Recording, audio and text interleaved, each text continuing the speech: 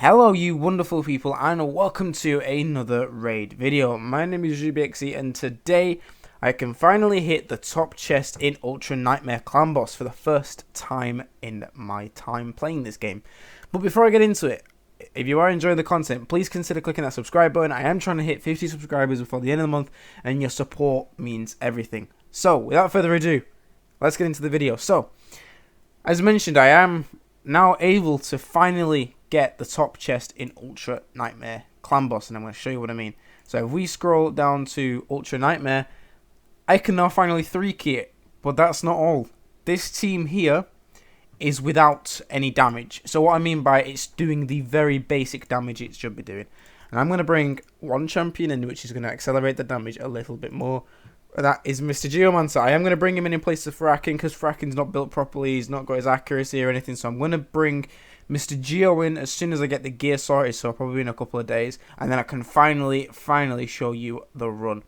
I'm hitting 30 mil. Don't forget, there's no masteries on, say, I don't think Warcaster's got his mastery sorted. And Seeker also has not. So they haven't got their masteries and they're still hitting about 1.5 mil. In fact, I get a screenshot of I think it was yesterday's run. We hit about 26 mil. So I can show you the screenshot of that. But since then, Occult has got his damage up. He's doing about 20 million damage just with the poisons, and not all of the poisons are popping either. So there is still extra damage that could be added onto that. Now, the thing that I want to do is I want to, well, obviously I mentioned I want to get Geo's gear up, but I also want to see if there's a way I can get Anax in, and I'm only saying there's a way because I have been told this affects it, but I do also believe that that is front killable and not blood damage, so I actually think that might be okay. But yes, so another quick Clan Boss team update. He's definitely going in. So that would be, you know, green affinity. Obviously affinities do matter. Geo will go in if it's blue affinity, and I think Razen might pop in as well.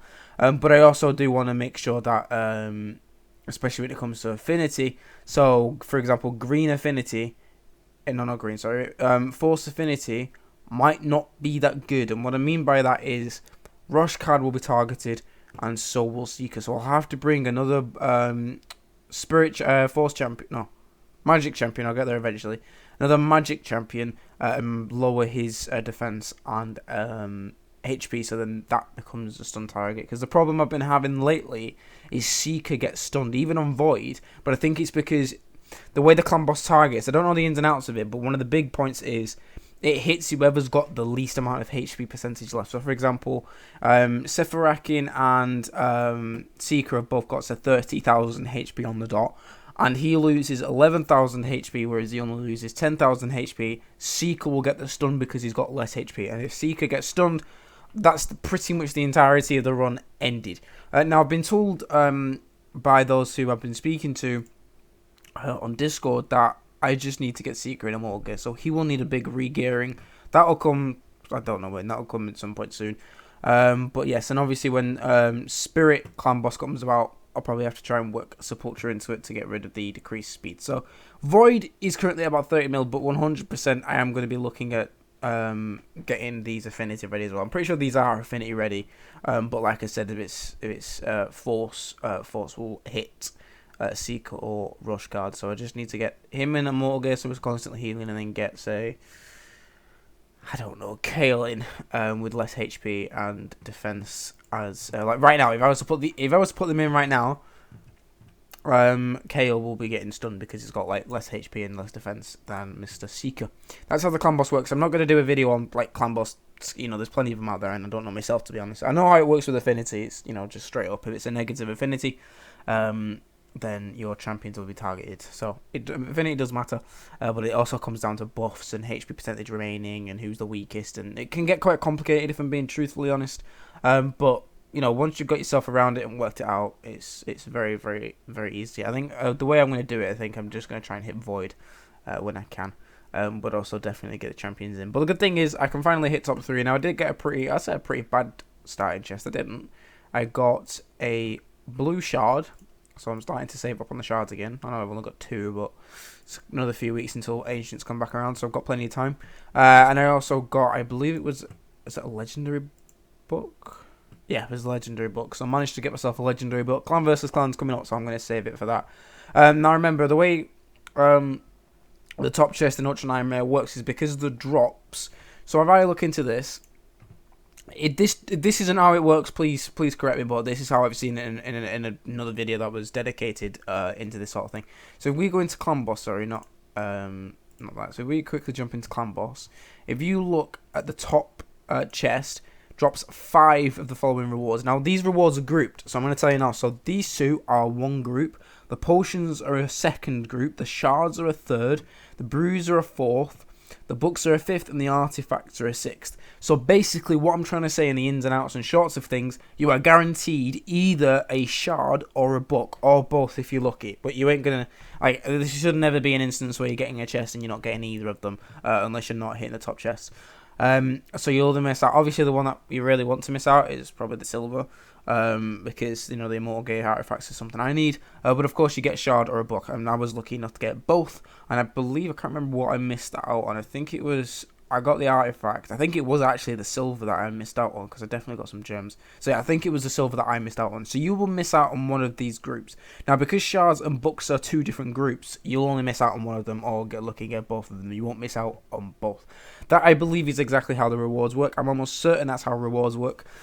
Obviously, you know, there's a percentage chance. So, for example, I'm not saying that you're going to get a sacred in every single chest or a legendary one. Obviously, I was looking to get a legendary. You could literally just get blue and that, or just blue or just that. You know, that might not be appealing to you depending on your account. But that's just how the cookie crumbles. Now, obviously, it does depend on percentage. So, for example, Nightmare, I believe, only drops 4 groups. Now, most times, you're probably not going to get a shard or a book, or you could get one, the other.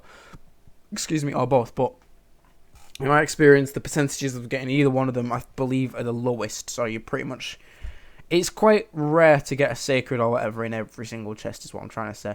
But that's why Ultra Nightmare is incredibly helpful, and I believe there is definitely documents out there that like weigh up the percentages. So I'm pretty sure if you get like, I think it's the case of if you get 4. So if you get like, you know, 1, 2, 3, 4 of the groups, and you're just left with like shards, silver, or a book, you got 4 left. No, that wouldn't count.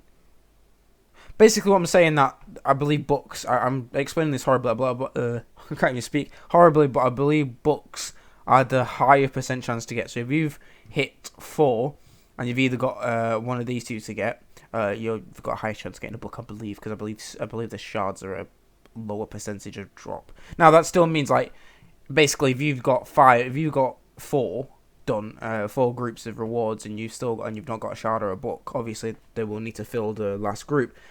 The last sort of reward, so it will obviously either be a shard or a book, but I believe it's like, I don't know the exact percentages, but it's basically saying that that's 30% to get and that's 70% to get, so you're likely to get that, or like I said, could get looking at both. But now after that absolute travesty of an explanation of how that works, basically long story short, you're getting either a book or a shard or both.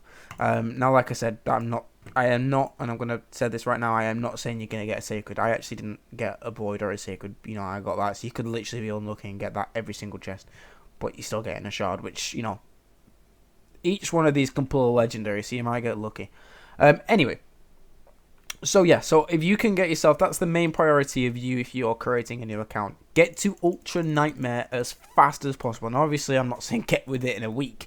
I mean, if you can, then absolutely fantastic. But your main priority should be getting top chest on Ultra Nightmare in as much as you can. I mean, I've managed to do it in 183 days. Obviously I was already there by that, so I managed to get it in 183 days. I'm not saying you can. I don't forget I have spent some money on this account, just obviously not a lot. I don't intend to spend a lot of money. I don't know exactly how much, but it's like a fraction of what a lot of other people spend. So yeah. So so without further ado, that's how things are with that. Obviously the damage like limits with this team is exceptional. So for example, if I was lucky enough to pull a Jintoro, who is an exceptionally good damage dealer, I believe one of our clan members is getting like, I don't know, I think it's 70 or 80 mil with Jintoro, not with Jintoro, but like with Jintoro with the team. I don't know how much damage he's getting on his own, but yeah, he's very, very good for clan boss. He's exceptional. Also, mutable effects are only 50% are using the champion. So I don't know if that. I don't know if is actually wait. Yeah, is he going to be good in a in a unkillable? Sorry, I'm thinking it because all turn meter fill effects are increased by 50% when used on this champion. I mean, I can't imagine it completely messing everything up. I'm almost certain it will still be good, but I don't know. Anyway, so yeah, so obviously, you know, get yourself a Jintori, you're fine. But another one I've seen being used is Mr. Let me just try and find him first. Is it Skinwalker? No, it's not Skinwalker. I think it's a lizard man. It is Dracomorph. He is so good. So this is why it's so good. So attacks 4 times at random. Each hit places a 5% poison. So he's already got poisons coming out. He's obviously got this as well. And then attacks one enemy. Damage increased by 10% for each debuff on the target. So if the clan boss has got 10 poisons on him, that's double the damage. That's on every single hit as well. And if he's doing 2 hits, the damage is ridiculous, is what I'm trying to say. He is a very good champion. He's someone that I actually tried for a good couple of months ago when he was on 10 times. He's very good. I believe his 10 times is just finished. Was he in the mix? I can't quite remember. Is he in the mix? I'm almost certain he isn't. Yeah, no, he's not. But I think it's because he's I don't know. He has a poison on his A1. I don't know. I'm going off on a tangent here. I'm just sort of thinking out loud. But yeah, so that's how my current account is at the moment in terms of clan boss. I can finally hit Ultra Nightmare. I should be able to 2Q with the possibilities of what I have, and maybe if the damage is exceptionally good, if you can get another 20 mil, maybe even push for a 1 key, but that would have to take some serious gearing and gear that I don't quite possess right now. The gear that I possess is the bare minimum of what you should be having for teams. So yeah. Anyway, thank you very much for watching. I hope you guys have an awesome rest of the day.